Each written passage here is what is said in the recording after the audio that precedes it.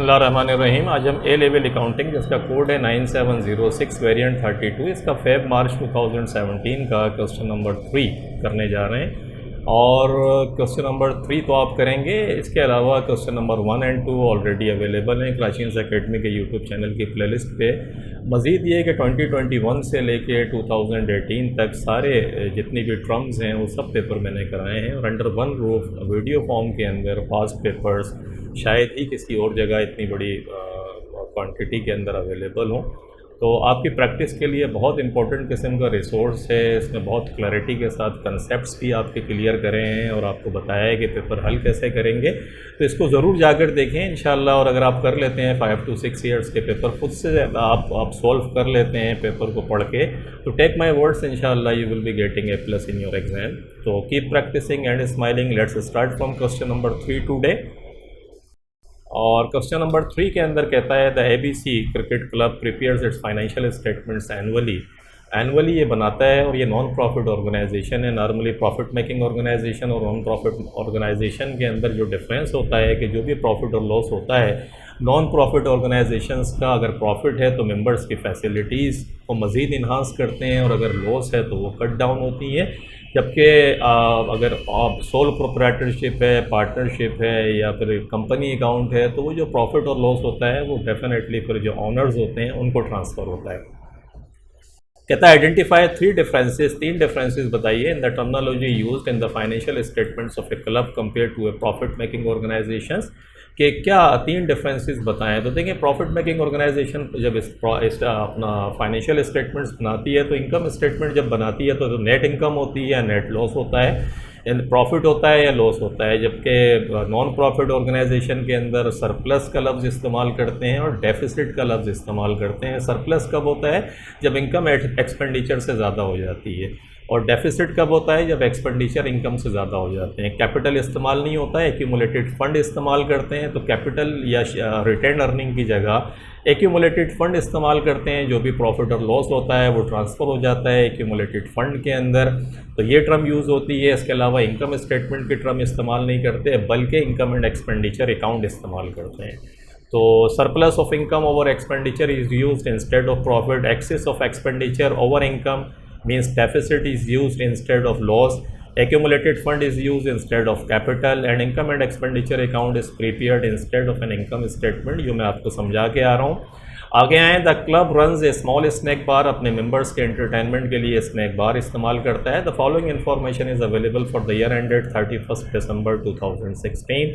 The snack bar takings for the year, taking means revenue 52,750 का है। The food inventory was valued at $260 at 1 January 2016। ये opening inventory थी। This had been reduce by 40% at 31 December 2016।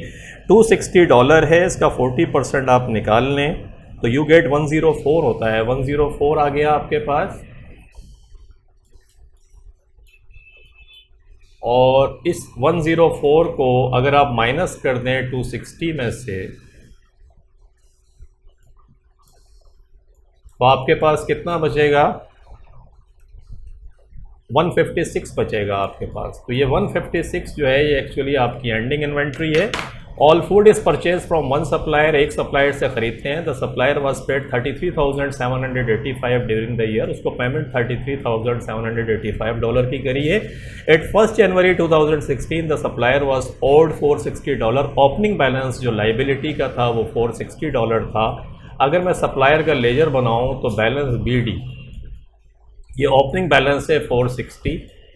इसको आप credit side के ऊपर लिखेंगे क्योंकि ओपनिंग बैलेंस है। आप 2016 के अंदर ओपनिंग बैलेंस लाइबिलिटी का हमेशा क्रेडिट साइड के ऊपर जाता है। और जो एंडिंग बैलेंस है the 585, there was $585 owing to the supplier at 31 December। Ending balance है। एंडिंग याद रखिएगा लाइबिलिटी का जो एंडिंग बैलेंस CD होता है, इसको CD कहते हैं। तो बैलेंस BD तो 460 हो गया और CD 585 है। और सप्लायर को जब पेमेंट करेंगे तो सप्लायर अकाउंट को डेबिट करते हैं तो 33,000। इसको आप थोड़ा बर्दाश्त कर लें यार, ये लिखने में थोड़ा सा प्रॉब्लम हो रही है क्योंकि सॉफ्टवेयर का प्रॉब्लम है। तो कोशिश करेंगे जल्दी हल हो। तो 33,000 785 जो है ये भी डेबिट साइड पर आएंगे। इसका मकसद है 33,785 में 585 को प्लस कर देंगे, 460 को माइनस करेंगे, जो डिफरेंस आएगा वो परचेजेस होगी, क्योंकि परचेजेस को हम डेबिट करते हैं, सप्लायर को क्रेडिट करते हैं। तो जितनी क्रेडिट साइड होगी वो डिफरेंस हम निकाल लेंगे। तो अगर हम ये निकालें तो 33,785 में मैं प्लस कर देता हूँ 585,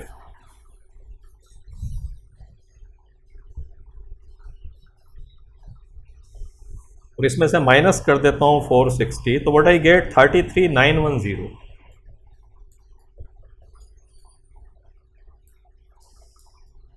ये 33,910 एक्चुअली परचेजेज है आपकी, इसको जहन में रखिएगा। ये मिसिंग फिगर थी, आपने कैलकुलेट करी।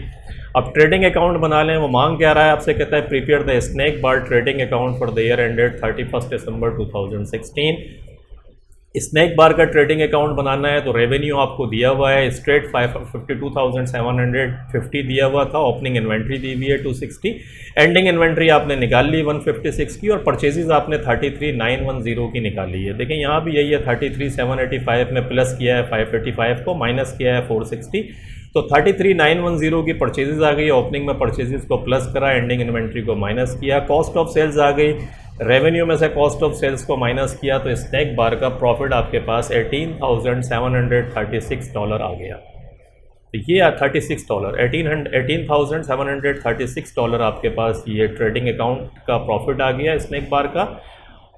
नेक्स्ट के अंदर आते हैं, कहता है the annual subscription, additional information में the annual subscription per member has remained at $250 for many years. कई सालों से ये चेंज इन्होंने नहीं करा है, $250 ही चल रहा है सब्सक्रिप्शन जो लेते हैं। देयर आर करंटली 310 मेंबर्स हैं क्लब के total. There was no resignation और न्यू मेंबर्स ज्वाइनिंग ड्यूरिंग 2016 में ना तो कोई आया और ना कोई गया। At 31st December 2015, there were 7 members who had not paid their 2015 subscription, यानी 7 members जो हैं उन्होंने ये $250 का पेमेंट नहीं करी। तो इसका मकसद ये हुआ कि पेमेंट नहीं करी तो हमारा रिसीवेबल हो गया, तो 50 को मल्टीप्लाई करें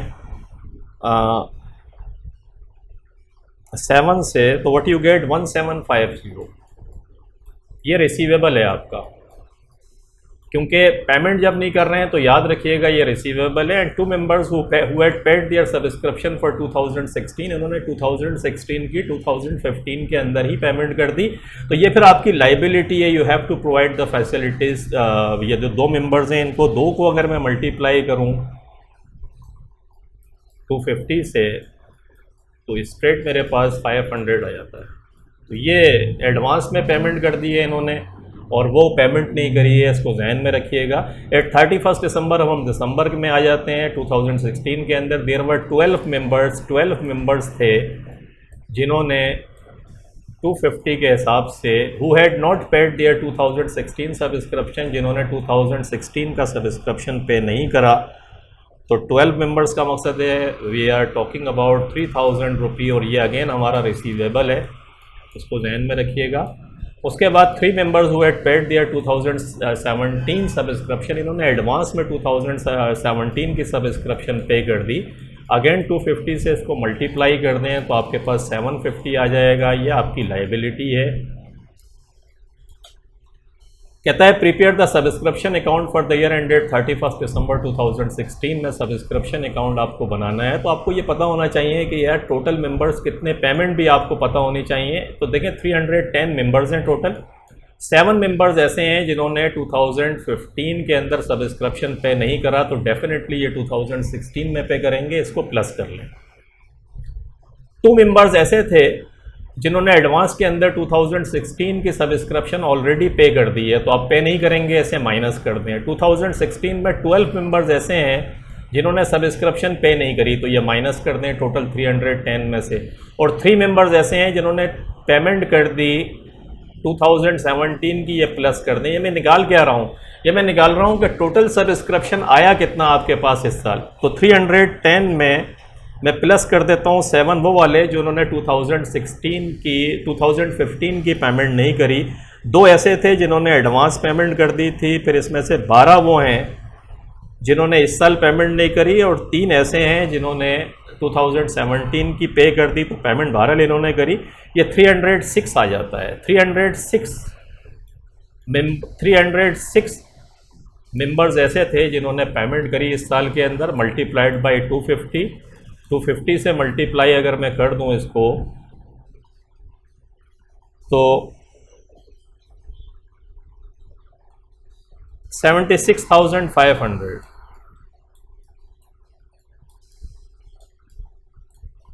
इस साल जो सब्सक्रिप्शंस आपके पास आई वो $76,500 की आई, with all this clarity of concepts.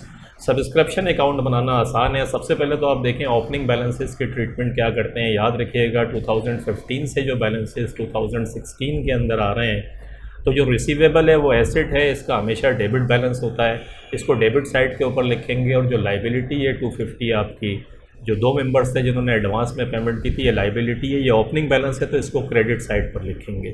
Ending balances जो 2016 के हैं इसके अंदर हैं, इसकी ट्रीटमेंट डिफरेंट है। जो रिसीवेबल है 3000 आपका, जो 12 मेंबर्स जिन्होंने पेमेंट नहीं करी, ये एसेट है। एसेट का हमेशा जो बैलेंस सीडी है वो क्रेडिट साइड के ऊपर होता है, याद रखिएगा इसको। और जो लाइबिलिटी है, जो 3 मेंबर्स हैं जिन्होंने एडवांस में पेमेंट कर दी, ये लाइबिलिटी है, इसका हमेशा एंडिंग बैलेंस जो है वो डेबिट साइड के ऊपर होता है। तो एसेट का क्रेडिट साइड के ऊपर होता है एंडिंग बैलेंस, और लाइबिलिटी का डेबिट साइड के ऊपर होता है एंडिंग बैलेंस। और पेमेंट आपने निकाल ली है, तो with all this it's very simple. देखें ये एसेट्स था 1750, सब्सक्रिप्शन का अकाउंट बना रहे हैं हम, ये डेबिट साइड के ऊपर आ गया। बैलेंस बीडी लाइबिलिटी मैंने कहा था क्रेडिट साइड के ऊपर लिखें, क्रेडिट साइड के ऊपर आ गया। जो 12 मेंबर्स जिन्होंने पेमेंट नहीं करी वो रिसीवेबल है, और वो एंडिंग बैलेंस है, इसलिए देखें क्रेडिट साइड पर बैलेंस सीडी लिखा हुआ है। और 3 मेंबर्स ऐसे हैं जिन्होंने एडवांस के अंदर पेमेंट कर दी, है लाइबिलिटी है एंडिंग की, इसका बैलेंस सीडी डेबिट साइड के ऊपर आ गया। और पेमेंट मैंने आपको निकाल कर दिखाई। पेमेंट जब होगी तो क्या होगी, बैंक को डेबिट करेंगे, सब्सक्रिप्शन अकाउंट को क्रेडिट करेंगे, तो देखें 76,500 जो मैंने निकाला वो क्रेडिट साइड के ऊपर सब्सक्रिप्शन अकाउंट के अंदर आ रहा है। ये क्रेडिट साइड का आप टोटल कर लें, इसमें से डेबिट साइड को 1750 को माइनस करेंगे, तो जो डिफरेंस होगा ये actually income and expenditure account के अंदर जाएगा। $77,500 इनकम एंड एक्सपेंडिचर अकाउंट के अंदर एज ए रेवेन्यू जाएंगे, जो सब्सक्रिप्शन से आपने कमाया। और ये बैलेंस शीट देखें, जो एसेट्स का था वो अगेन ओपनिंग बैलेंस बनकर डेबिट साइड पर आ गया, जो लाइबिलिटी था वो क्रेडिट साइड पर चला गया। तो ये कंसेप्ट्स अगर डेबिट और क्रेडिट के आपके क्लियर हैं तो ये सवाल बहुत आसान है। बैलेंसेस किस तरीके से निकालते हैं, जो मैंने समझाया है इसको बार बार रिपीट करें, ये एग्जाम्स के अंदर भी आ सकता है इस साल। तो कीप प्रैक्टिस करें इसकी, और कुछ समझ नहीं आया तो पूछिएगा। एडिशनल इन्फॉर्मेशन में कहता है the club buildings are in urgent need of repairs इनकी करानी है। The committee has decided to carry out the required work during 2017। The club is proposing a scheme whereby local businesses are invited to sponsor matches, कि वो sponsor करेंगे matches को, कि matches बनाएंगे, उससे इनकम जनरेट होगी, जो income generate होगी उससे बिल्डिंग रिपेयर होगी। At 31 December 2016 there was a small debit balance on the bank account. Bank के अंदर पैसे बिल्कुल ना होने के बराबर थे। कहता है identify 4 actions other than sponsorship के अलावा 4 कोई एक्शंस बताइए that could be taken by the club to fund the repairs of the building. के स्पॉन्सरशिप के अलावा देखें ये काम ये कर सकते हैं, इन्होंने खुद ही बताया कि क्लब की सब्सक्रिप्शन फ़ी इन्होंने नहीं बढ़ाई है, तो ये सब्सक्रिप्शन फ़ी को बढ़ा सकते हैं, क्योंकि कई सालों से इन्होंने तो increase the club subscription membership fee इन्होंने दी नहीं है, लेकिन जो भी मेंबरशिप फ़ी वन टाइम पे करते हैं उसके अंदर भी इजाफा ये कर सकते हैं। बैंक से लोन ले सकते हैं। बैंक से लोन लेने के अलावा ये 3 ऑप्शंस तो स्ट्रेट फॉरवर्ड आपके ये हो गए कि बैंक से लोन ले लिया, मेंबरशिप इंक्रीज़ कर दी। इसके अलावा ये क्रिकेट क्लब है, तो ये कर सकते हैं कि जो इस स्नैक के अंदर जो चीज़ें बेचते हैं उनकी प्राइसेस को बढ़ा सकते हैं, ये वहाँ से रेवेन्यू जनरेट हो सकता है। मज़ीद कोई नई एक्टिविटी शुरू कर सकते हैं, स्पोर्ट्स की चीज़ें बेचना शुरू कर दें, तो ये तमाम चीज़ें हो सकती हैं जो ऑप्शंस हैं इनके पास। यहाँ देखते हैं seek loan, increase membership, increase subscription, increase prices charges at snack bar, introduce other trading activities like जैसे मैंने कहा कि स्पोर्ट्स की चीज़ें बेचना शुरू कर दें, तो ये ऑप्शंस इनके पास हैं। State the advantages and disadvantages to the club if the proposed sponsorship is adopted। अगर स्पॉन्सरशिप की तरफ ही जाएँ तो फिर क्या होगा, तो उसका एडवांटेज तो ये है कि एक्स्ट्रा फंड आपके पास आ जाएगा, इंटरेस्ट की पेमेंट नहीं करनी पड़ेगी, रीपेमेंट कुछ नहीं करनी है, जो भी आप अर्निंग करेंगे वो आपकी अर्निंग होगी। क्लब में get benefit of association with sponsor, sponsor के साथ एसोसिएशन होगी तो फ्यूचर के अंदर बेनिफिट्स मिलेगा। डिसएडवांटेज ये है कि आपकी रिलायंस इसके ऊपर बढ़ जाएगी, स्पॉन्सरशिप हो सकता है वो विड्रॉ कर ले, और जो अदर इनकम आपके सोर्सेज हम सोच कर आ रहे हैं वो फिर डेफिनेटली आप अडॉप्ट नहीं करेंगे तो वो फिर सफ़र करेंगे। तो ये था आपका non profit organisation ABC cricket club का जो क्वेश्चन था वो कंप्लीट हुआ। होप आपकी समझ में आया होगा। मिलते हैं फिर नेक्स्ट क्वेश्चन के साथ। Thank you very much for watching the video. Take care, अपना बहुत ख्याल रखिएगा। अल्लाह हाफिज़।